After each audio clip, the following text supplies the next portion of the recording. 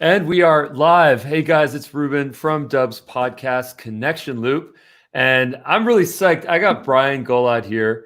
And Brian has this really crazy, interesting story that started out as a fluke, actually, and now has turned into something really profitable and something that's just really exciting for all of us to hear. And it kind of is centered around, well, I'll let you sort of describe it, but from what I gather, it was basically storytelling and how you can turn that into influence and a following, and then of course, multiple income streams. So talk to me about some of the strategies that you've done to kind of amass your following of now, I think, 160,000 followers on LinkedIn. Yeah. So first of all, thank you so much for having me. I appreciate it. I was looking forward to this. So what happened is that some time ago, about 2 years ago, there was someone who reached out to me because I started on LinkedIn writing articles. I didn't know any better. Like I didn't realize that people don't want to read articles on LinkedIn. People don't have attention span. So I didn't realize that I had to write posts. So I started with articles. So I wrote 18 articles, and one or two of them had to do with interviews. And so someone from South Africa, living in South Africa, I am here in Toronto, in Canada, he reached out to me and he said, Brian, do you mind helping me with my next interview? And I said, sure. When is it? And he said, well, I don't have one yet. So I thought, are these the type of interactions that we have here on LinkedIn? So I said, you know what? Absolutely. Whenever you have one, let me know. He went away, came back 2 days later, and he said, Brian, I have an interview tomorrow. I said, oh, congratulations. That's amazing. Can I help you?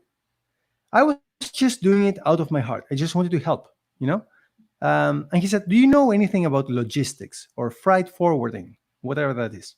I was like, I have no idea. However, I know how to interview really well. Okay. He said, okay, I'll pick you up on that.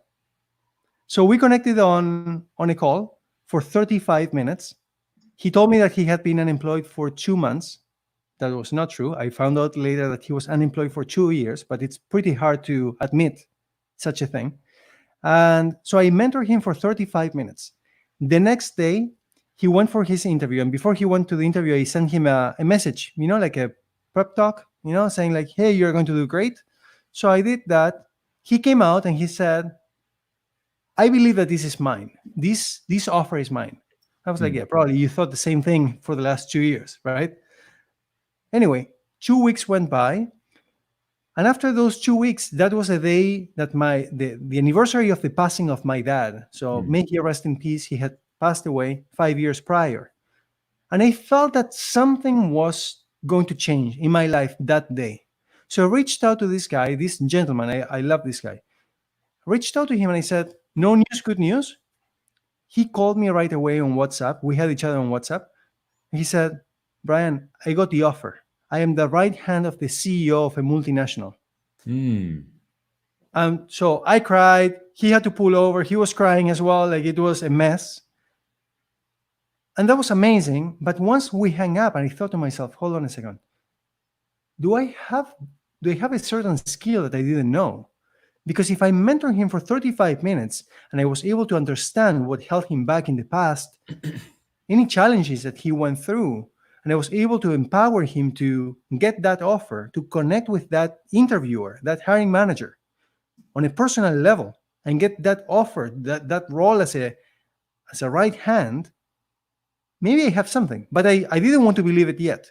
So I went on a quest to try to find more people and try to kind of prove to myself whether I had the skill or not. So every single one of the other 7 people that I mentored, they got back on their feet at their very next interview. They had one interview, they will get the offer. And then, because those of us who are married, we have our significant others who want the best for us. My wife said to me, listen, you're married, you have a daughter. It's all good. It's amazing, very meaningful, powerful that you're helping so many. But listen, you don't know these people. And after you help them, they disappear. And you have a family here at home, right? Don't allow them to just use you. Right. He was right about that. So I said, you know what? Yeah, sure. So I started charging for my services. And then the next service that I was able to, or the first service that I was able to sell, because these 8 people were free. But the next one was a resume. And I actually didn't know how to write resumes. other than my own that I've had for 16 years since I've been here in Canada. I mean, I came from Argentina. In Argentina, we don't use resumes, we use CVs, right? Completely different. So thanks to Google, I went on Google. I was like, how do I write the best resume ever? So I started to learn how to You know what that sounds like? That sounds like a resume boludo. Yes. Yes. So I started to learn. And then I charged for my first resume $150 Canadian, which that is nothing in US dollars now. It's like $100 US. And it took me 10 hours to write. So my commute time from my home to the office, which is about an hour and a half, I would be on the bus and on the subway writing these resumes. On the way there and on the way back, instead of playing Candy Crush or listening to Spotify, I was doing something productive with my time, sharpening my skills, acquiring new skills, and making money, helping someone else. So that was the first resume. But then I said to myself, I will never write another resume for $150 that will take me 10 hours. So of course, on my second resume, it took me 5 hours, but now I was charging $450. And so I went from $150 to $450. And then from $450 to $495, and then to $1,000, and then to $1,500, and now I am the most expensive resume writer on the entire LinkedIn, and I charge $3,000 US for a resume. Amazing. And then where do people find you for that? How do people engage with you? How do people pay you? They find me on LinkedIn. I just, just because I post, I've made it my habit to post on a regular basis, twice a day, in the morning, in the evening. Sometimes maybe I have one more, maybe I do it at noon, maybe I do it like 3 or 4 or 5 times a day, but at least twice a day. So I've posted over 900 times in these last 2 years, and it had about 30 million views. Amazing. And what do you post? Anything that I believe will add value to other people. So Videos. I'm not there I'm not there to entertain other people. I'm not there to try to collect views and likes and comments just by posting somebody else's content. Yeah. Like a lot of people just download a YouTube video and they upload it as if it was their own. I mean, you have to respect other people's rights, I can't stand it when people do that. It's just not for me. Yeah. No. So, I mean, I'm not here to judge. I don't even want to waste my time judging other people, what they do. Yeah. What I'm here for is to make a difference, to empower, to inspire, to really make a difference. Unlock their potential. If I can unlock their potential in some way, for sure, absolutely. That's amazing, man. So what was the iteration in terms of figuring out what type of content that you wanted to share with people? Because that's what people suffer from all the time. It's, what do I say? What's the content? I mean, do I want to be a thought leader and start going sort of educating people, or do I want to give people my perspective on things? Do I want to be an entertainer? We see people playing the guitar and people doing funny skits, but then people also doing like selfie videos. How did you evolve your content? It's a really, really good question. So the most important thing for myself is to be authentic. A lot of people, when they meet with me offline, whether it is on Zoom, I mean, now throughout this crisis, or when I take someone for coffee, right? They say, you're the exact same person that I see online. You're the exact same generous, caring, kind, respectful, appreciative person offline, right? I'm not putting up a facade. This is not just that I turn it on for LinkedIn to try to, reach my objective, whatever my objective is, No, I don't do that. I am true to myself. And if I believe that I want to speak about something in particular, I don't shy away. Okay? I try not to be controversial, but there are certain topics that will be controversial by the nature of it. But I don't shy away. If I want to speak about something, coronavirus, I believe that you should stay at home. I mean, when this coronavirus started, I was advocating for that. I was saying, you people, you need to stay at home, right? And I would lose followers, and I didn't care. I'm not there for the followers. If it doesn't resonate with you, and you want to stop following me, by all means, stop following. But I can tell you that a lot more, my content, I call it value really instead of content, because content can be anything. So for me, the value, I want to attract people who are like-minded, not necessarily who agree with everything, but who are respectful, who know how to have an argument or a discussion and disagree about something and potentially teach me something as well. That's amazing. I mean, Be true to yourself. That's the key. yeah. And you can really stand out because people can smell when you're trying to be something or someone that you're not. People can really tell, Yeah. Yeah. I don't know what to say about this Can you comment write a that resume for Trump? I try not to get political here. I believe that before he needs a resume, he needs a brain. Unbelievable.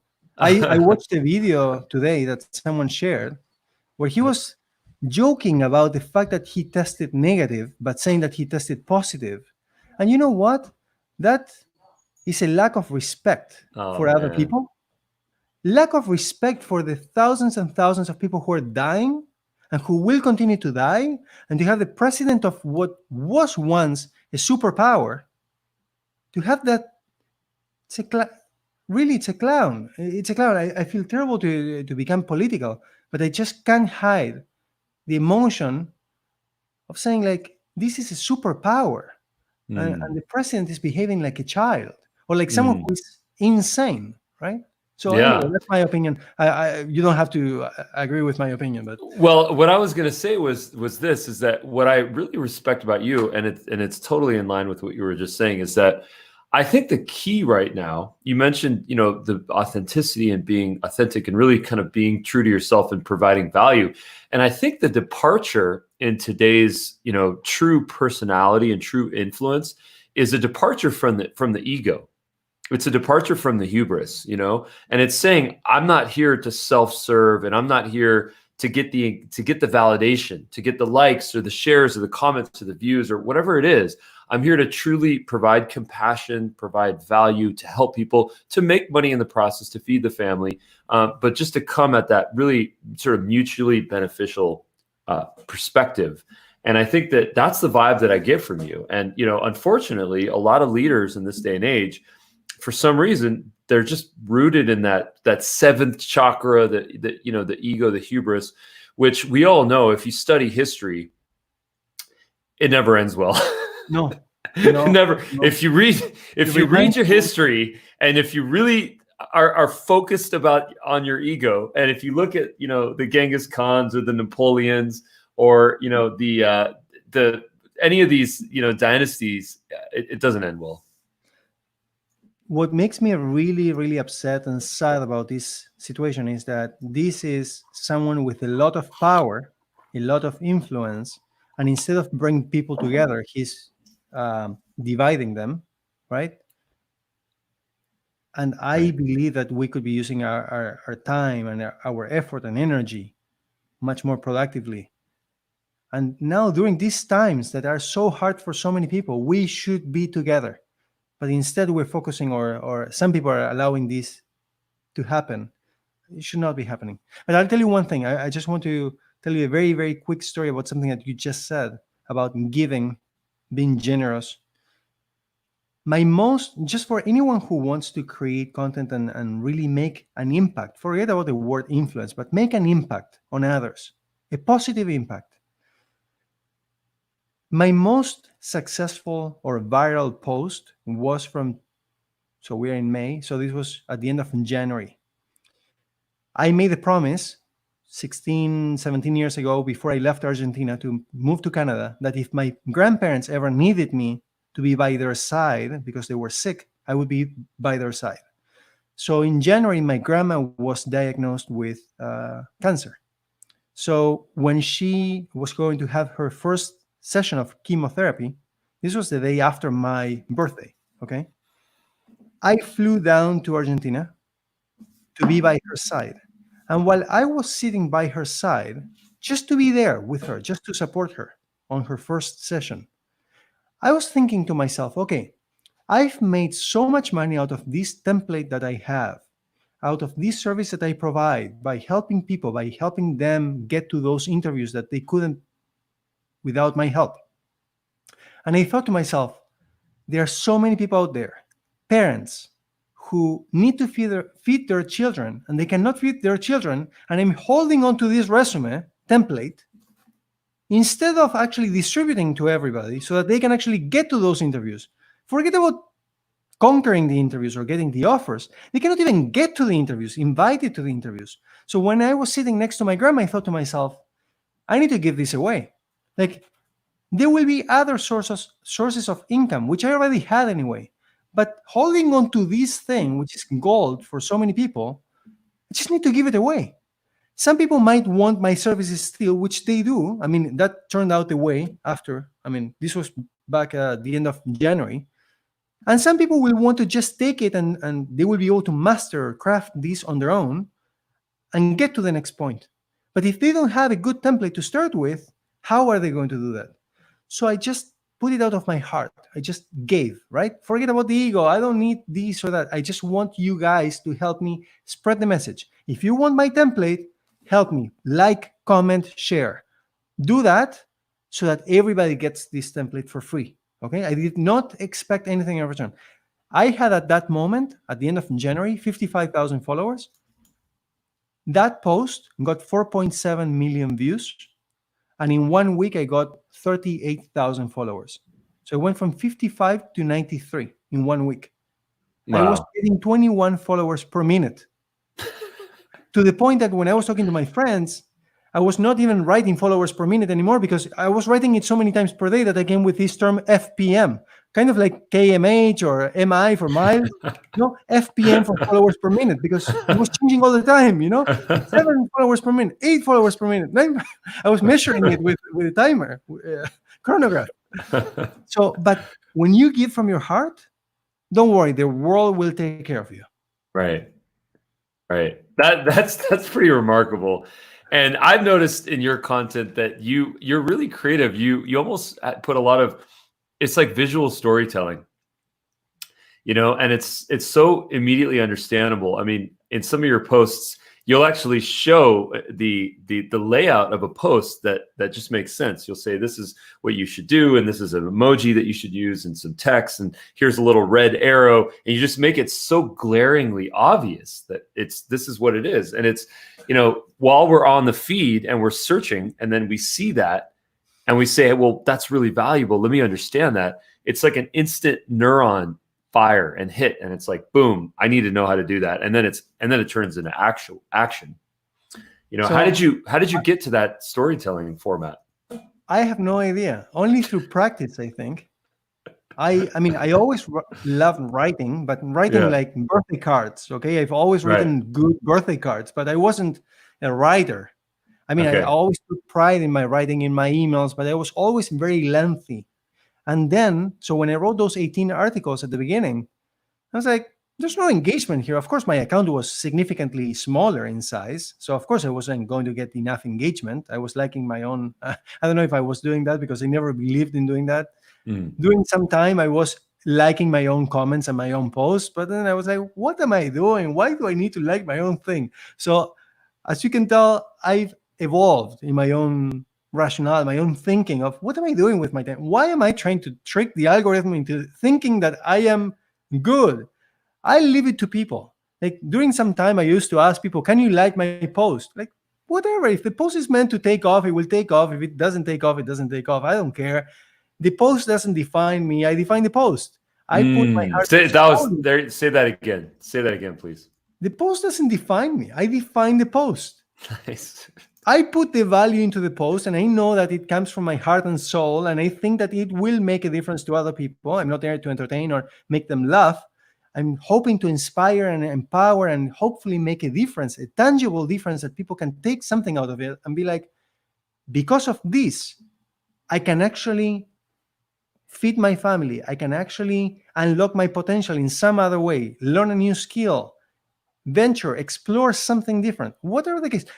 A lot of people write to me privately and they say, because of you, I am writing on LinkedIn. Because of you, I've made money on LinkedIn.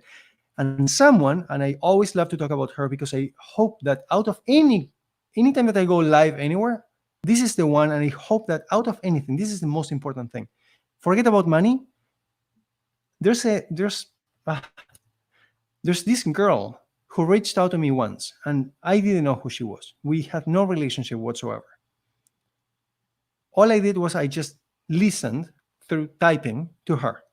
And she was writing to me, and I don't know why, but I just stayed there listening and writing back and giving her the comfort that she needed.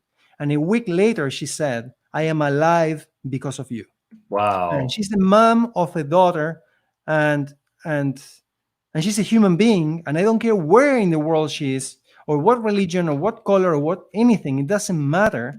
It's a human being. And when we acknowledge, when we realize the amount of power and influence that we have on another human being, just by listening, we prevented someone from committing suicide. That's Wow. huge.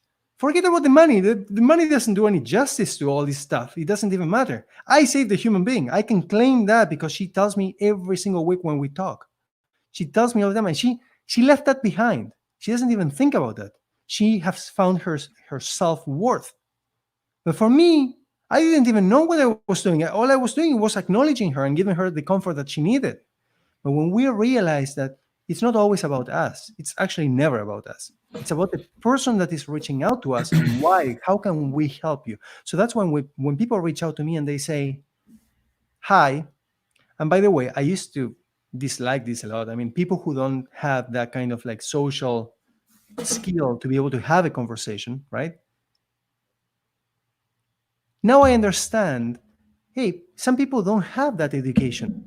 They don't know how to build a relationship with others. So when they say hi to me, I say hi and I call them by their names and I give them their identity that they have. And I ask them, how are you? What can I help you with? And whether I can help them or not, it doesn't matter, but at least I try, and I truly try.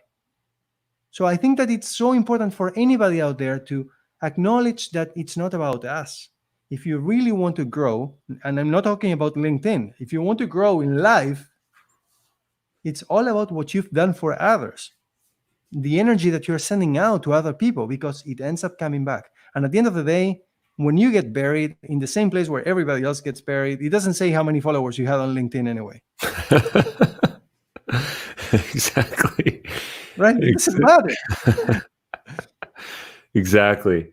So this I got to ask you. I mean, you're such an amazing storyteller, and it's so interesting to talk to you. You don't post a lot of videos though, and maybe I'm not looking at the right place, but it seems like on LinkedIn you don't post a lot of video content. And Dub, we're all about video. We're all about video storytelling. Meet people where they are. Whatever's going on in their lives, they should just be able to record videos. Do you record content like in video format or less? So I'll tell you my story about this. As you can tell, I imagine that you can tell that I have an accent.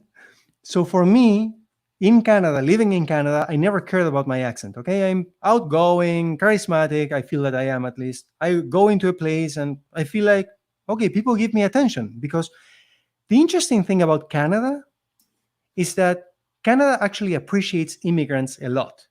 Yeah. If you ever go into a room and there are two Canadians talking to each other and you say hi and they can tell that you're an immigrant, they turn around and they don't care to talk to each other anymore. They care to give all the attention to you because they care to understand what your journey has been.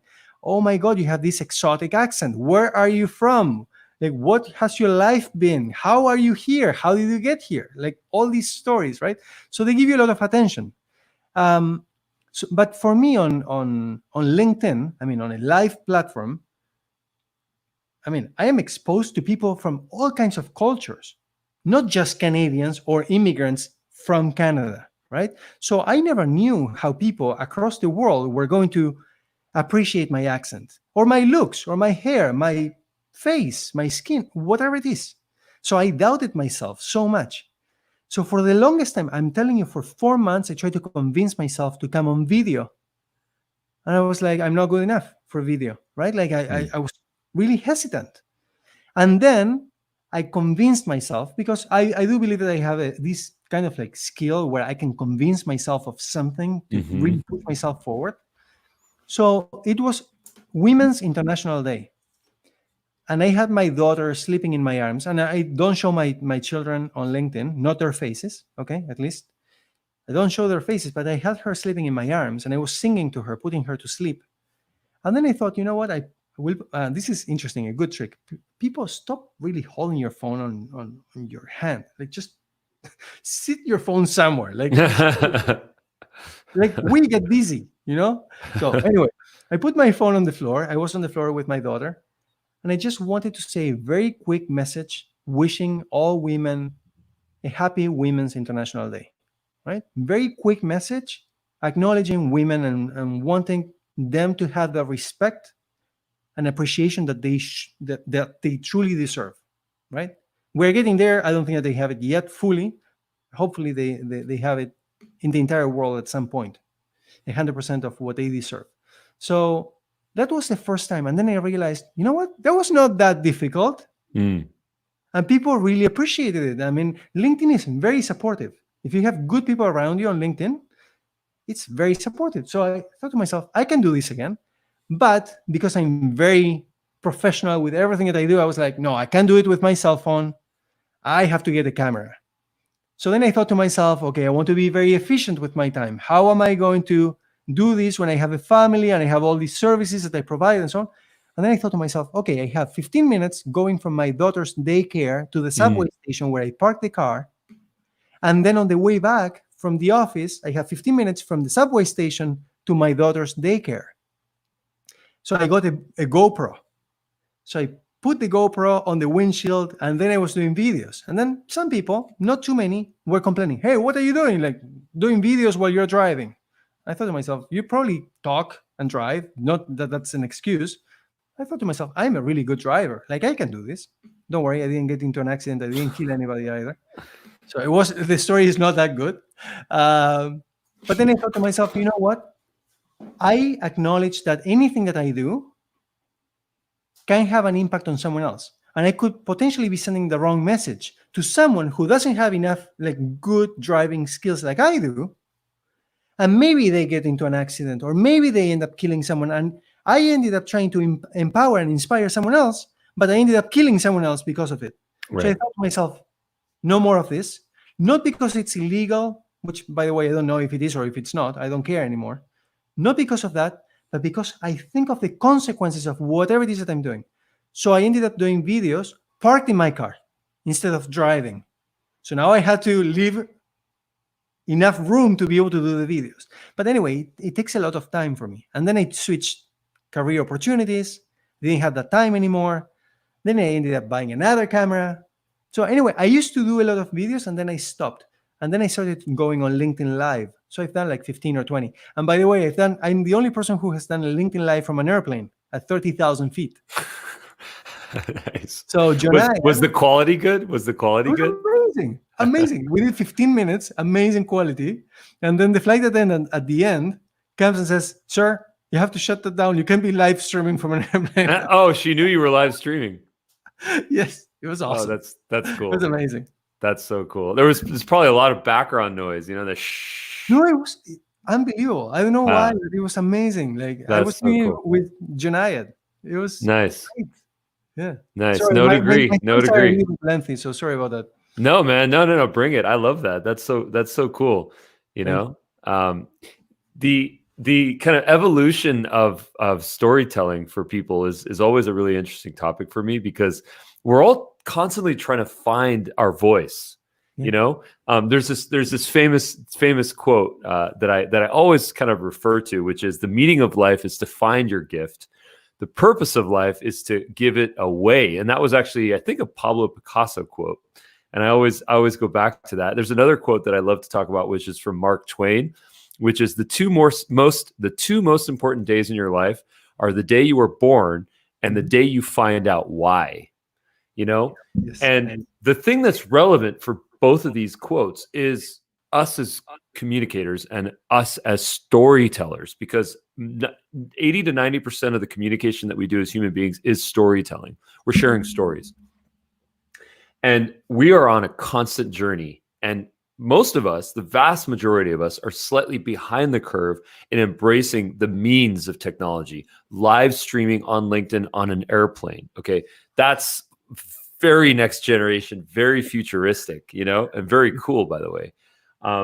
Visual format on LinkedIn that shows different types of, tips and techniques and tricks for resume writing, a type of storytelling. So we're always looking for our canvas and our paint and our brushes in this whole process. And right when we find it, then chances are there's a whole new set of tools that we can use, whether it's social media or whether it's Dub or whether it's LinkedIn or whatever it may be.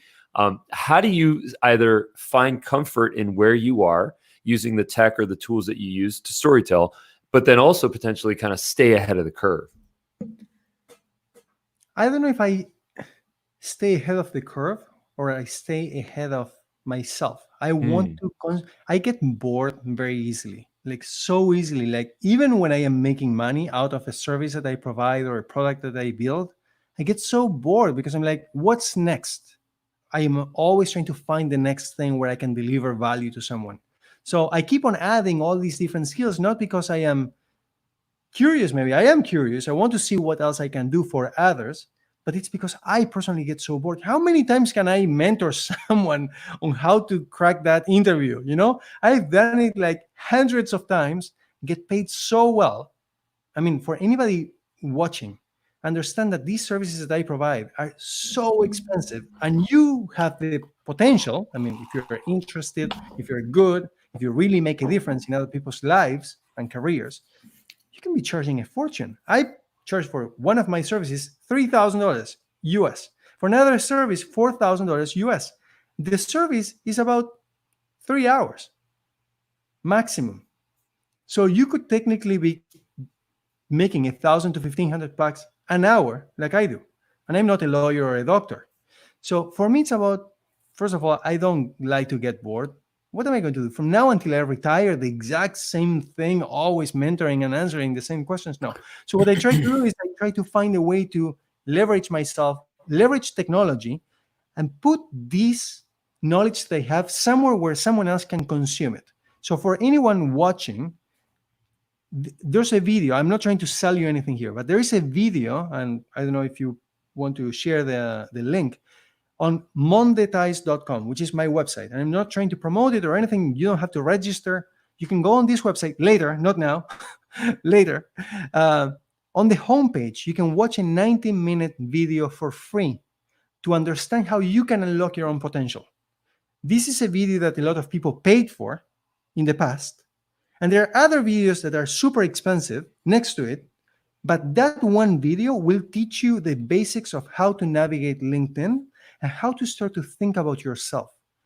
What skills, knowledge, experience, and expertise you already have that you can leverage to provide services to other people across the world and get paid, get compensated for. Let me get this straight. You have a 90-minute video on your webpage. Nobody puts a 90-minute video on a homepage. That's what I just give, from my heart. That's amazing. That's what help. That's the same thing that I did with that resume. Just give. When I realized that I am preventing this world from advancing at the pace that it could actually advance, I'm like, what am I doing? I'm holding people back. That's not what a leader does. I want to be a leader, right? I don't need someone to give me a title of a leader. I define myself as a leader. I need to do everything that a leader does. And for me, it's like, I recognize that there are millions of people out there who have the potential to do better, not for themselves alone, but for the world. So if I hold that to myself, then what am I doing? I'm ruining this world. I'm holding us back. Right. So if I put it out there for others to consume, I don't care if they pay me or they don't pay me. I don't care. We as a whole, as a society, as a world, we will be in a better shape. Well, see, that's what I love about the means and the tools that we have to storytell right now, because if we put a 90-minute video on our website and if we put amazing content on LinkedIn, people can consume that on their own terms, whenever they want to, wherever they want to, right? And if they want to connect with us, they'll connect with us, right? Absolutely. Attraction, demand generation, whatever you want to call it. And from that, we can build a business and we can provide value, right? But if they're not interested, that's okay too, because they can consume our content. Maybe they'll like it. Maybe they'll share it. Maybe they'll comment on it. And maybe someone within their network will benefit from it. So it's like the true definition of a win-win. Win-win-win even. Absolutely. Listen, when you give without expecting anything in return, you already won. That's it. You're done with your part. When you help someone do better, and you do it for the real reason that you want to empower someone else, you already won. That moment that someone is consuming your value and they are better off because of it, that's it. You won. For everything else, the money, the recommendations, the you name it, likes, comments, that's bonus. That doesn't matter. Forget about that. So my approach, what I do, and by the way, oh my God, you're going to love this one. If you love a 90-minute video, I have another website, because one of the things that so I need to get serious now. No more smile. One of the things that I truly dislike is scam. People who get scammed, people who are promised something and they're not given or not allowed to reach the objective. And it happens with absolutely everything. For example, a resume writer who, sure, I'll write your resume for whatever amount is. They give you your resume, and then you start applying everywhere with that resume, and it doesn't yield the results that you were looking for. So is that a good resume or not? Well, if it didn't get you to your objective, then it's not a good resume, and you should not have paid for that thing because it didn't actually get you anywhere, right? So one of the things, or one of the things that I do to try to differentiate myself from anybody else is, and again, I'm not trying to pitch this because that's not my thing. But one of the things that I do is my services don't end when I hand something over, a piece of document over to someone else. My services end when the person or the people reach their objectives. If you are hiring me for a resume to teach you how to write your resume, by the way, I don't write resumes anymore. Now I teach people, because I teach people how to fish. I don't fish for people. That's my mindset. So I teach people so that they don't have to rely on me or anybody in the future. So you are done with my service when you manage to get those interviews, but not before then. If you hire me to teach you how to crack those interviews, I am done with you, or you're done with me, or we're done with each other whenever you get those offers, not before then. If you didn't get the offers, then it means that I didn't train you well enough. So if I have to meet with you twice, 3 times, 10 or 100 times, I will. But the reason why I don't want to, first of all, it's inefficient. Second, it's going to be frustrating for you. But the truth is that 98% of the people that I mentor, they get the offer, just like the first 8 people. I mean, it's a lot harder to have those numbers when you scale up, right? But 98% of the people get the offer on the first interview after I mentor them. The thing that I want to tell you about the scam, what I really dislike, and this video that I was going to tell you is, there are a lot of people, and this is just me paying attention. When people reach out to me and they say, I was scammed, I wanted to come and move to Canada, immigrate to Canada. So I started to ask questions. What's happening? Well, I paid this agent, I paid this lawyer, I was put in express entry. I had no idea what this was. Express entry, what is that? Well, I've been waiting for 2 years. Well, express entry, if you've been waiting for 2 years, it has nothing of express. Let me tell you that. Right. Federal Express delivers the next day. That's delayed entry. Delayed entry. So I thought to myself, wait a second, so what's happening? So I asked questions. I went to professionals. And then I started to realize what's happening. A lot of lawyers and agents, they take people's money and they say, I'm going to create a profile for you. Okay, but if you don't qualify for an invitation from Canada, you have a profile for nothing. And all of a sudden you have a profile and you've paid 1,000, 2,000, or even 100 bucks, whatever it is. But it's a waste of money because you never will have the opportunity to immigrate to Canada unless you do the right things to be able to come to Canada. So then I got myself involved. I learned, I built partnerships with organizations and with lawyers, professionals who have been doing this for years, for over a decade. And then I've put together this website called Immigrationsnipercom, in which people can go and they can watch a video that is 3 hours long. So I did this LinkedIn Live, funny enough, again, with John Hyatt. He lent me his LinkedIn Live account. We did it together. It was 3 hours long. He didn't know what he was signing up for. And I prepared an 79 or 78 page document, slides, and I walked everyone through my immigration story, my family's immigration story, and I taught people how to come to Canada and why it makes sense to move to Canada if you have the opportunity to move to Canada. And then I continued exploring more because there are many ways to come to Canada, many pathways. So I set up this website so that people can self-serve. They can go to the website, they send them there, and then they answer a few questions, and they know whether they have the opportunity to come. And there is one pathway, which is that LinkedIn Live video, where they may have to watch a 3-hour video because that's their only way to come to Canada. And that video, they can just consume it. How many people do you know that have a website where they manage to get someone to stay on it for 90 minutes or 3 hours long? The only reason why people stay on mine for that long is because I'm giving them value. So let me get this straight. Yeah. You have a website with a video that's 3 hours long. I'm not kidding. It's insane. Immigrationsniper.com. That's amazing. And then after that, they have to qualify to get my services. And then after that, we have to get on a call where I want to get to know them, who they are, what they stand for. I love this country dearly. I've been here for 16 years with my family. I've built my family here as well. I have 2 children, Canadians, first generation in my family. Love this country dearly. I'm not going to just bring anyone to Canada, right? I want to know that I am bringing people who add value to this country. I want to continue to build it. I don't want this country to end up like Argentina. Nothing wrong with Argentina, but their immigration policies there are no policies. Anybody can go to Argentina. I want Canada to continue to rise. So I want to find people with the right values and people who can truly prosper here for themselves, for their families, and for this country, who can truly sustain themselves. So for me, for example, I'll give you an example. I had this guy who wanted to get on a call with me. And I have the belief that unless people are paying for something, they are not appreciating you. And interestingly enough, I actually posted about this morning. This was my post this morning at 9 a.m. or 8 a.m.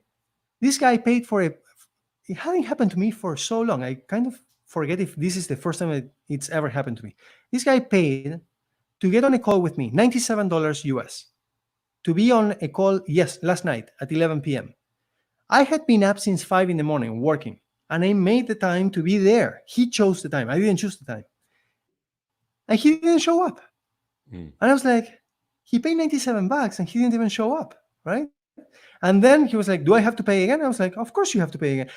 Unless you have an emergency. If you had an emergency, then you don't have to pay again. I understand that emergencies happen. But this guy, that's not what happened. He just forgot.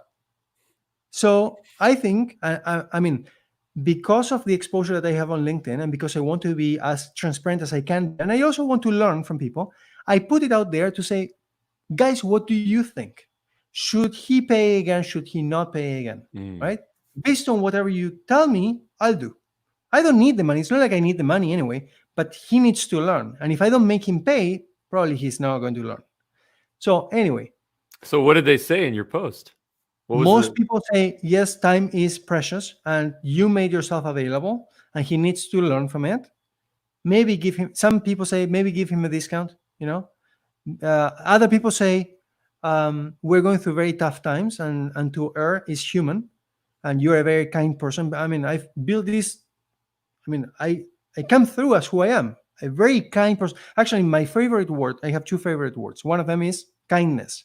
So I am the kindest to everyone. I just want to help. But I also don't want to be taken for granted. I don't want to be taken advantage of, right? So the story that I wanted to tell you is not about the second word is? Amazing.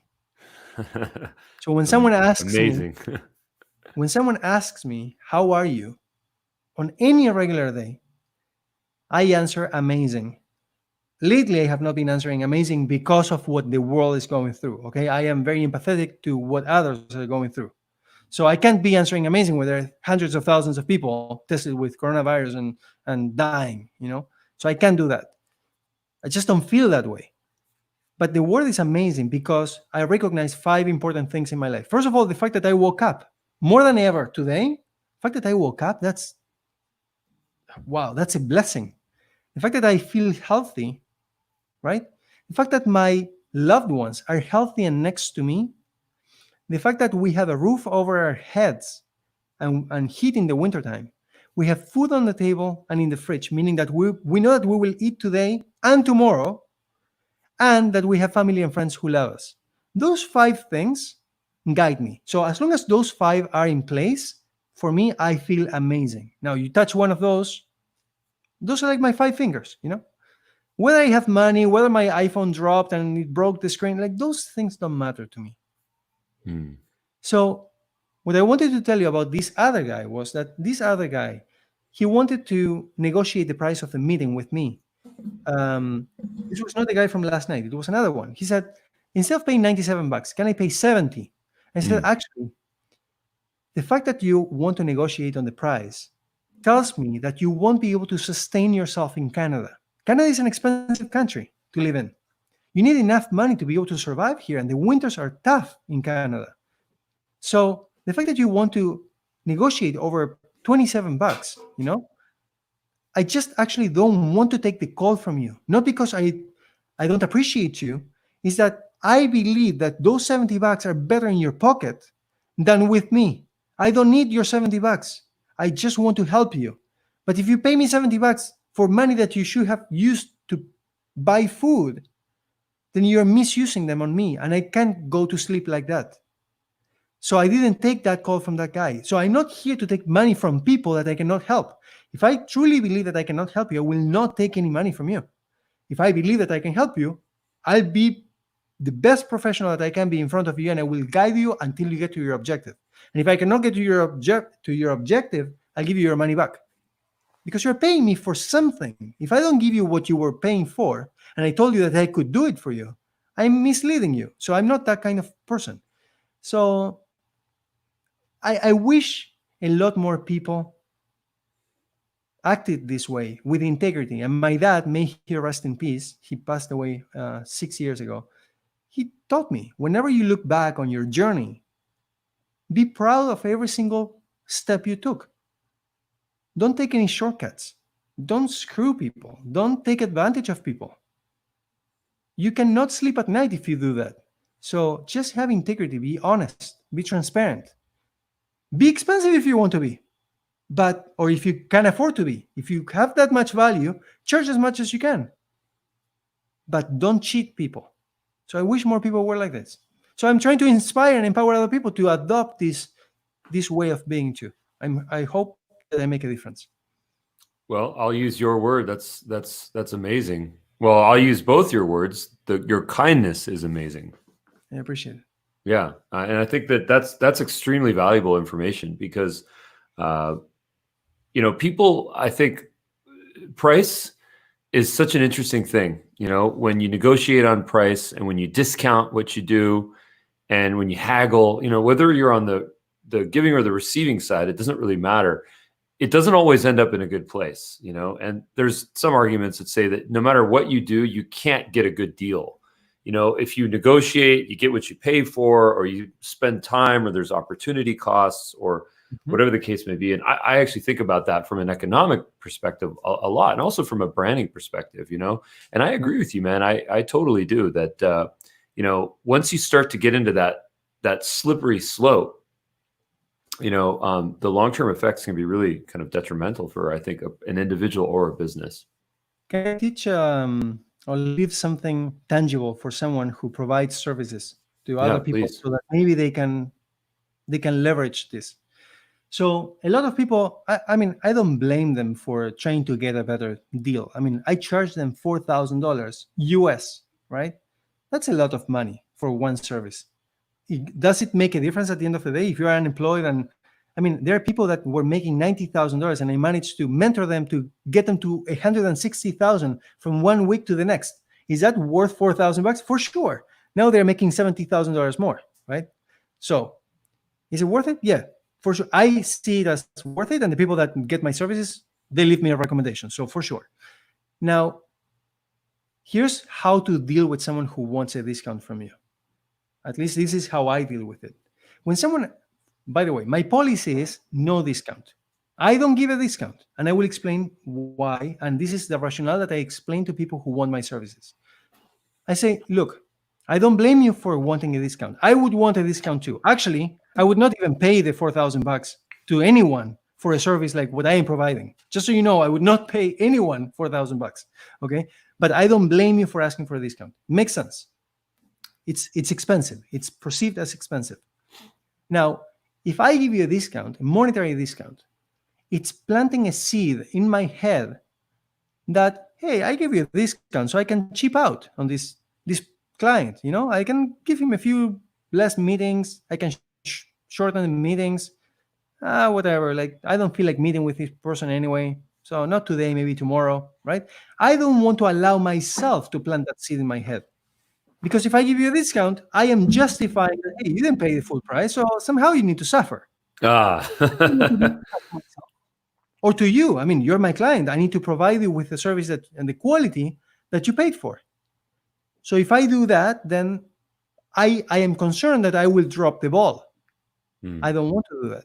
So what I do instead, and here's, every problem should have a solution. And here's what I provide as a solution, but not everybody takes it, and that's fine. I say, I cannot give you a discount. What I can give you is multiple payments, installments. Nice. So I can give you as many as you want. How many would you like? Well, what's the maximum? Well, the maximum is 23 installments. The system does not allow me more than 23. Well, no, I don't need that many. I need 6. Okay, great, take 6. There are many cases, and there are people who vouch for me about this publicly on LinkedIn as well. There's this guy from Texas who needed help. And he really couldn't help. He couldn't really afford my services. Back then, I was charging $450 only, Canadian, so less in American. And he said, he said, Brian, look, after 2 hours of meeting on the phone and really, I mean, he's South American, I am South American, so we connected. He said, I really want to use your service, but I don't have the money to be able to pay you. I said, okay, no problem at all. Do you have $1?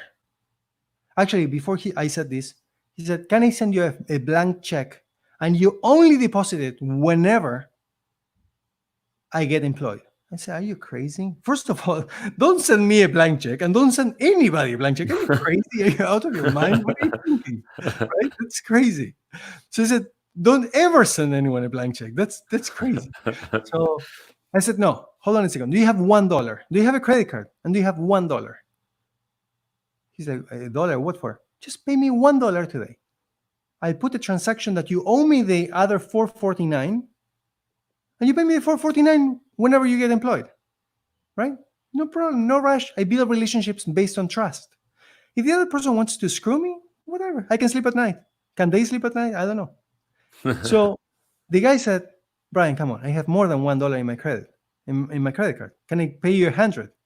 But listen to what happened. I asked him for $1 and he gave me 100. Right? So he wanted to do the right thing. Yeah.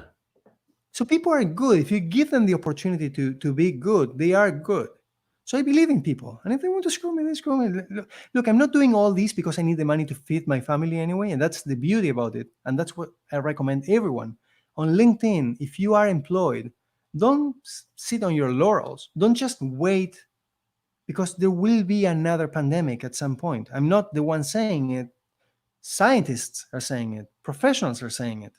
So if you are good today, invest in yourself and try to figure out how not to depend, not to rely on an employer to feed your family. Because at some point, you might actually be one of the 13 million unemployed from the US or from any other country in the world. So do something for yourself. Watch my 90-minute video and you will learn. I don't even want your email address. Just watch the video. And if you want to reach out to me after to say hi, amazing. If you don't want to reach out, whatever. Yeah. That's awesome, man. Well, listen, I'm a believer and I'm a fan, and you and I are connected now, man. And I'm going to go check out some of your content, more of your content, because I check out a lot of your stuff. And, I'm going to share this, and I really can't wait to continue our connection. Absolutely. And listen, I'm going to make a public apology. Ruben has been amazing trying to reach out to me. And for some reason, I've been all over the place trying to empower, inspire, whatever. And I didn't end up giving him the time. And this is because I get stretched too thin from too many angles. And so my public apology, this meeting should have happened, I don't know how many months ago. But believe me, what I'm sharing today is so much more powerful, I believe, than what I could have actually shared back. Yes. Whenever it is that you reached out to me. So I hope that your audience benefits from it, and that it truly inspires, triggers something tangible for the well-being of their own families and the people that they impact on a daily basis. Well, I think my reaching out early, before, I guess your catalyst point, your tipping point was, I think, August of last year. I think that's what you said, and I think that it's a testament for me just saying, hey, you know what, this guy's a personality, this guy's a believer, this guy's a storyteller, and I saw that, and I think the first post that I saw from yours, and I continue to see that, man. So thank you so much for your time, Brian. I really appreciate it. Muchas gracias, merci beaucoup. Thank you so much for everything and for this conversation. I appreciate you so much. Thank you. Let's stay in touch. Yeah. Ciao. Ciao, everyone.